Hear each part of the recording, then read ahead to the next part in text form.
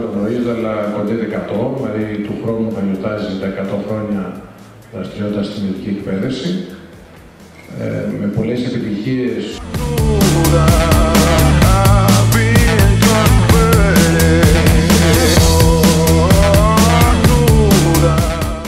Η ομάδα αυτή είναι ενιαία, δεν είναι δηλαδή ιατρική ομάδα και όλες οι υπόλοιπες, είμαστε μια γροθιά όλοι μαζί και πιστεύω ότι για φέτος θα επιτύχουμε τους στόχους μας, όπως πολύ σωστά είπε ο Πρόεδρος, δεν οριοθετούνται, κοιτάμε όσο πιο ψηλά μπορούμε. Μέχρι πέρσι είχαμε επιτυχίες στα επίπεδα παιδών, εφήβων κλπ. Ήρθε η ώρα να έχουμε και στην αντρική ομάδα πλέον επιτυχίες.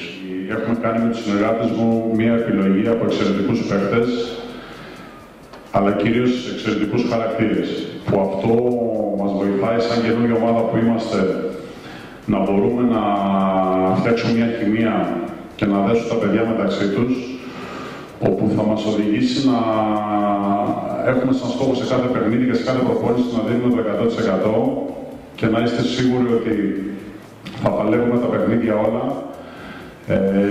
από το πρώτο έως το τελευταίο δευτερόλεπτο. Πιστεύω ότι θα πάνε όλα καλά, να δίνουμε το καλύτερο μας αυτό μέσα στο γήπεδο, να δούμε την καρδιά μας, την ομάδα και πιστεύω θα έχουμε επιτυχίες.